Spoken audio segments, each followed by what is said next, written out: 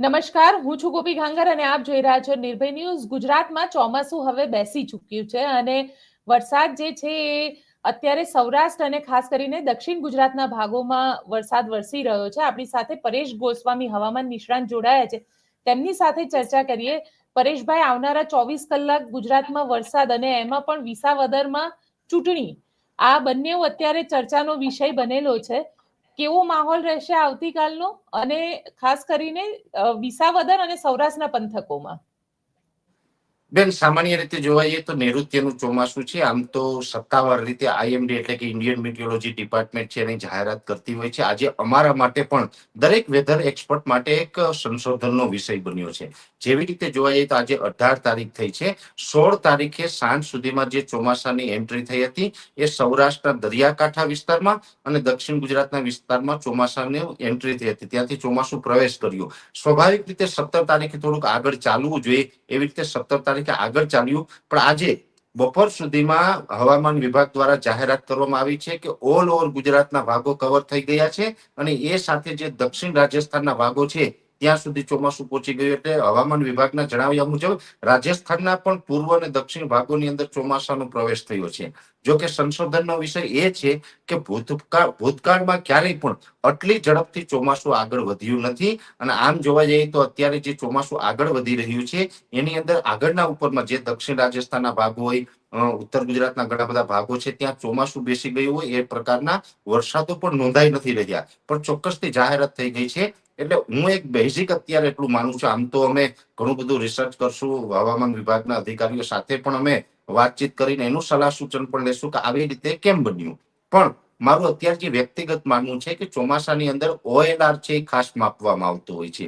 OLR છે એટલે કે out going long wave radiation જે છે, સૂર્યપ્રકાશનું જે રિફ્લેક્શન છે એ ડાઉન થવું જોઈએ. અત્યારે જે અરબ સાગરની અંદર જે સાયક્લોનિક સર્ક્યુલેશન હતું તે ઉત્તર તરફ ગતિ કરી રહ્યું છે. ઉત્તર તરફ ગતિ કરી રહ્યું છે એટલે ચોક્કસથી કહી શકાય કે સાયક્લોનિક સર્ક્યુલેશનના આઉટર ક્લાઉડ છે, જે નોર્થ આઉટર ક્લાઉડ છે સર્ક્યુલેશનના, એ રાજસ્થાન સુધી પહોંચ્યા છે. એટલે સ્વાભાવિક રીતે ત્યાં નોર્થ આઉટર ક્લાઉડ છે એ ત્યાં સુધી પહોંચે તો OLR છે એ ડાઉન થાય. એટલે OLR ડાઉન થવાને કારણે કદાચ આ ચોમાસું રાજસ્થાન સુધી પહોંચી ગયું તેવું કદાચ હવામાન વિભાગ દ્વારા જાહેરાત કરવામાં આવી હોય એવું મારું માનવું છે. પણ એક વાત ચોક્કસ છે કે ગુજરાતમાં તો ચોમાસાનો પ્રવેશ થઈ ચૂક્યો છે. આજે 18 જૂન છે અને આજે 18 જૂને પણ 18 જૂન સુધીમાં રાજ્યના મોટા ભાગના વિસ્તારોની અંદર સારા એવા વરસાદો નોંધાયા છે. આગળ ઉપરની વાત છે, જો કે ચોમાસું તો પછી 1-2 દિવસ આગળ કે પાછળ એ તો ચાલતું રહીએ, પણ જ્યાં સુધી વરસાદની વાત છે તો આજે 18 તારીખ છે. 20 તારીખ સુધી વરસાદો છે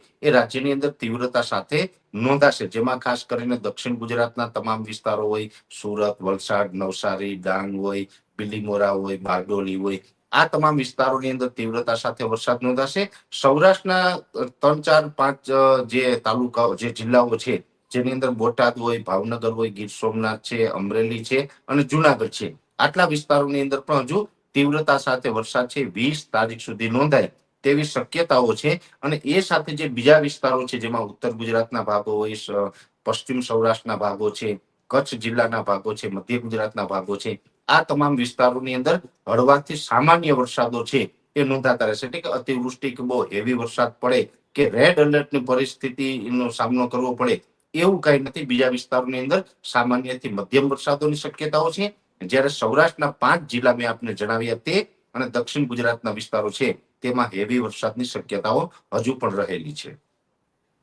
પરેશભાઈ, પણ સવાલ એ છે ને કે આવતીકાલે મતદાન થશે, વિસાવદરની અંદર મતદાન છે અને આ મતદાન સમય દરમિયાન ત્યાં આગળ વરસાદનો કેવો માહોલ હશે? તમે જે સૌરાષ્ટ્ર કીધું છે, હવે સૌરાષ્ટ્રમાં અમરેલીનો પણ થોડો ભાગ આવે છે વિસાવદરની કોન્સ્ટિટ્યુન્સીમાં, જુનાગઢનો પણ ઘણો ખરો ભાગ આવે છે.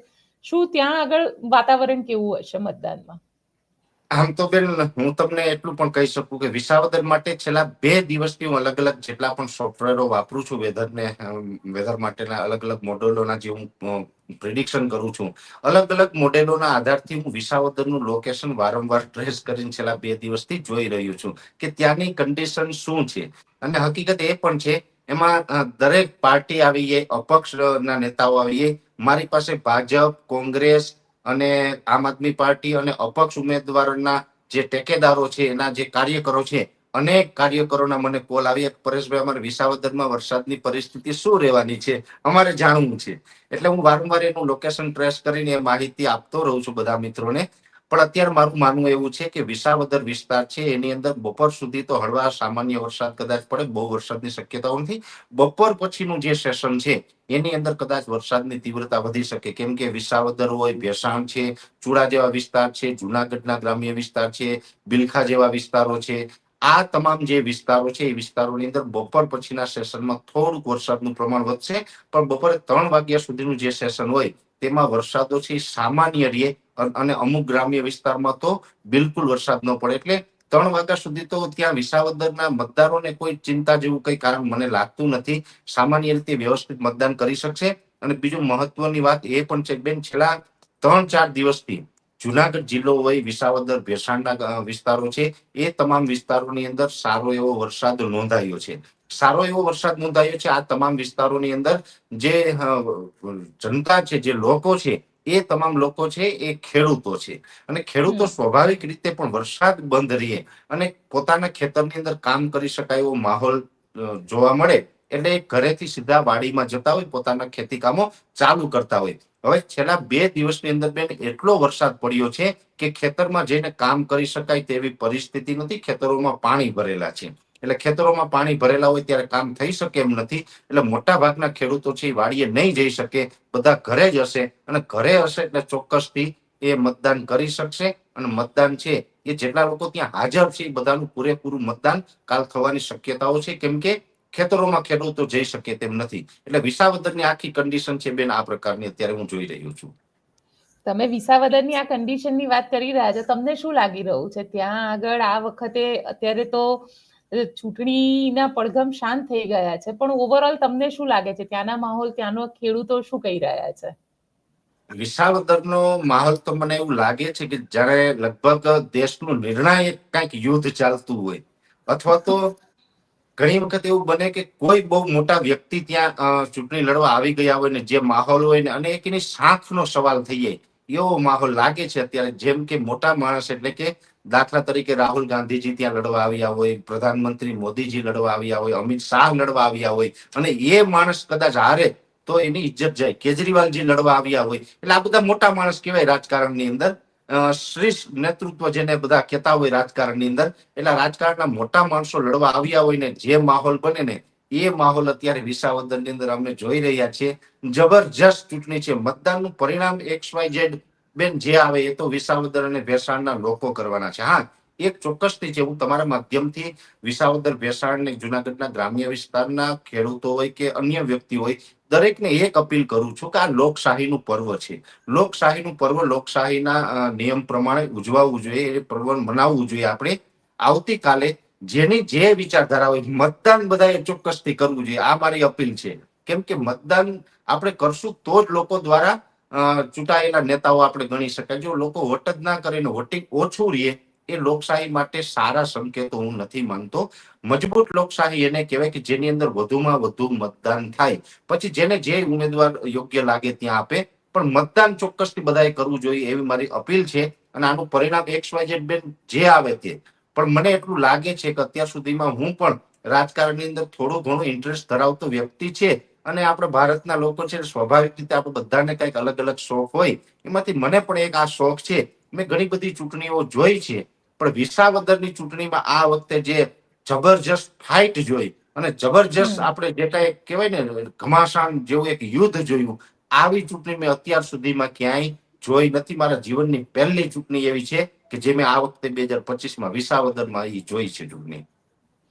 પરેશભાઈ, પણ આજે 2025ની અને એમાં પણ આજે પેટા ચૂંટણી પણ સૌથી મહત્વપૂર્ણ છેલ્લા 24 કલાકમાં ક્યાંક પૈસા, ક્યાંક દારૂ, આ બધી જ ચર્ચાઓ થઈ. જે એના ખેતરમાંથી મળ્યું એને હવે FIR કરી દીધી છે ગોપાલ ઇટાલિયા ઉપર.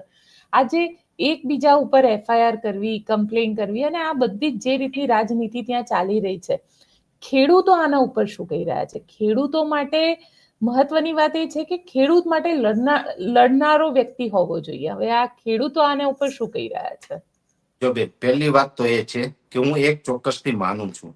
જેવી રીતે દારૂના વિડીયો તો મેં પણ સોશિયલ મીડિયામાં જોયા છે. હવે કોણ લઈ આવ્યું છે, કોણ નથી લઈ આવ્યો, આક્ષેપ કરનાર સાચા છે કે બીજા સામેવાળા સાચા છે, એ તો તપાસનો વિષય છે. તપાસ થશે પછી ખબર પડશે કે કોણ સાચું ને કોણ ખોટું. અત્યારે તો જે ખેડૂત છે, જેની વાડીમાંથી જે દારૂ મળ્યો છે, એ વ્યક્તિએ કમ્પ્લેન કરી છે કે ભાઈ આ ગોપાલભાઈ લઈ આવ્યા હતા અને એના જ માણસો હતા ને એ મૂકવા વાળા એ હતા ને રેડ પાડવા વાળા એ હતા. એ એનો દાવો છે, પણ એનો દાવો છે એનો મતલબ એવું નથી કે એ ભાઈ સાચા છે, કેમ કે એ તો તપાસનો વિષય છે. આની અંદર તપાસ થશે તો ભારતીય ન્યાયતંત્ર છે એ બહુ ખૂબ મજબૂત અને આરપાર આપણે દેખાય એવું ન્યાયતંત્ર છે. ન્યાયતંત્ર આપણું ખૂબ ચોખ્ખું છે. એટલે જે હશે ને દૂધનું દૂધ અને પાણીનું પાણી છે ને, એ લગભગ ન્યાયતંત્ર કરશે એવો મને વિશ્વાસ છે. પણ એટલું ચોક્કસ બની શકે કે હવે આમાં કદાચ બે માંથી એક તો બેન ખોટું હશે, બંને તો સાચા હોઈ ન શકે. હવે એક જે ખોટું હશે ને આ તપાસ થશે ને ત્યાં લગભગ મતદાન થઈ જશે. એટલે જ આ તપાસ પૂર્ણ થાય ને એ પેલા બંને પક્ષ છે ને એના લાભ લેવા નું કોશિશ કરી રહ્યા છે. પેલો સામેવાળાને ખોટું કે, સામેવાળો આને ખોટું કે, બંને એકાબીજા ઉપર દોષ નાખી અને મતદારોને ગુમરાહ કરીને આનું એક કહી શકાય કે લાભ લેવાનો પ્રયત્ન થતો એવો રાજકીય રીતે મને લાગે છે. અને એક વાત હું ચોક્કસ માનું, ચૂંટણીને રીતે લડાવી જોઈએ. પછી દારૂ કોઈ પણ પાર્ટી વેચતી હોય, એ કોઈ પણ પાર્ટી મતદારોને દારૂની લાલચ આપતી હોય, આ વસ્તુ ખોટી છે. આ ખૂબ ગંભીર છે અને લોકશાહી માટે આ યોગ્ય વાત હું નથી માનતો. આ ખરેખર આવનારી પેઢીના ભવિષ્ય ખરાબ કરવાની વાત છે. અત્યારે ઘણા વખત ઘણા બધા ખેડૂત ભાઈઓ અમારી ખેડૂત મિટિંગો થતી હોય કહેતો હોય છે કે તમે કોઈ પણ તમારા બાળકો છે, યુવાનો છે, કોઈ રાજકીય પાર્ટી સાથે જોડાયેલા હોય તો એમાં કશું ખોટું નથી.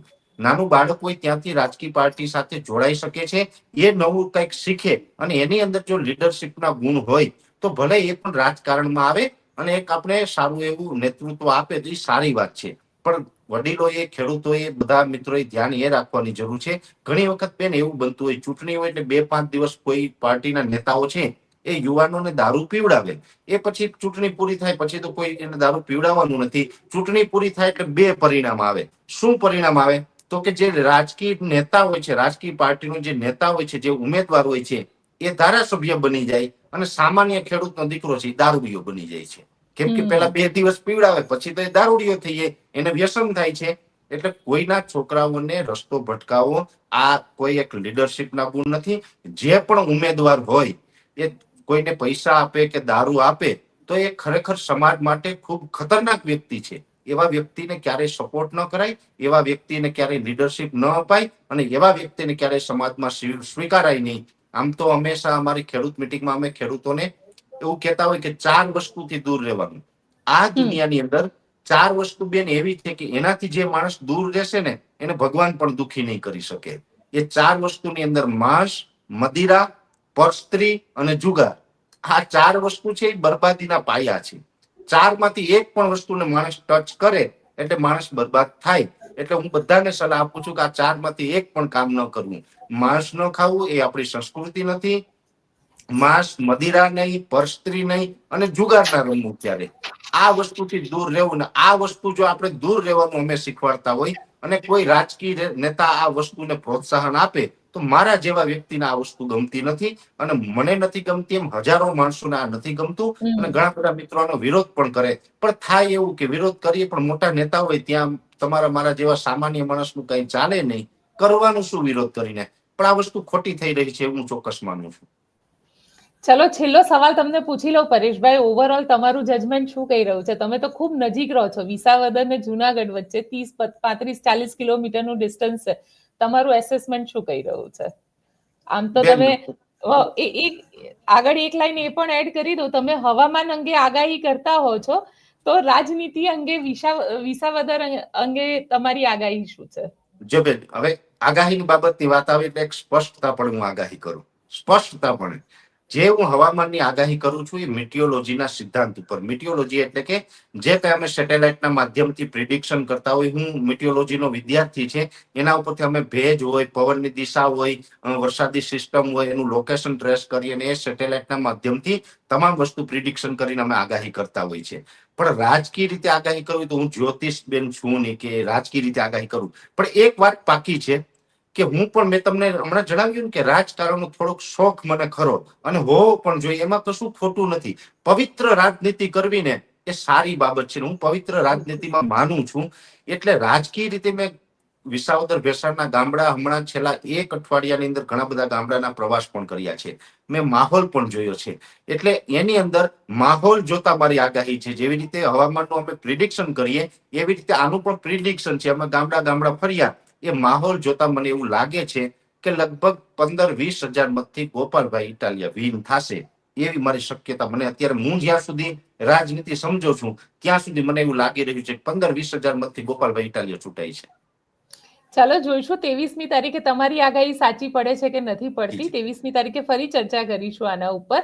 તમે અમારી સાથે જોડાયા તેના માટે આપનો ખૂબ ખૂબ આભાર. નમસ્કાર.